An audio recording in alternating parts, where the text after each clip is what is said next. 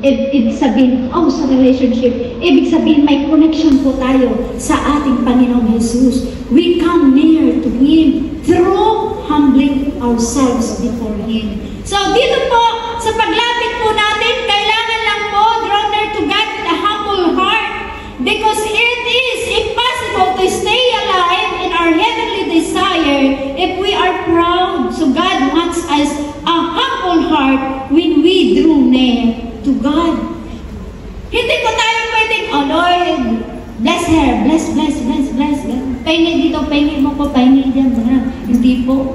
Ang una pong tinitingnan ng Diyos, paglapit po natin, ay yung pagpapakumbaba sa puso. Yun po yung nais ng Lord. Yun po yung madali siyang makalapit sa trono ng biyaya. Pero pansinin mo, pag isang taong lumalapit, na hindi nagbabago, very dry, o kaya emosyon lang ang kanyang paglapit. Pero pag lumapit ka na may pagpapakumbaba sa puso, alam ko na hipo mo ang puso ng Diyos at ang lahat. Huli po ako of desire to stay alive in heavenly things para po tayo ay magkaroon ng heavenly desire. Ang number 1 is letter D, draw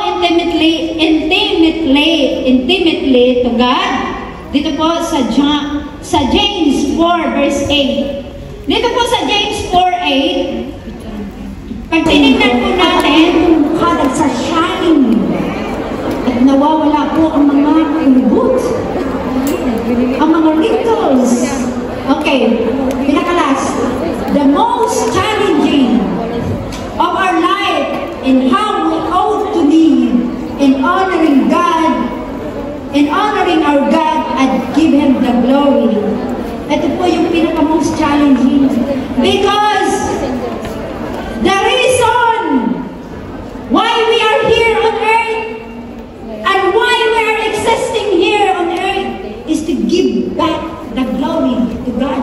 Kayo po ang magbibigay, tayo po ang magbibigay karangalan ng Diyos.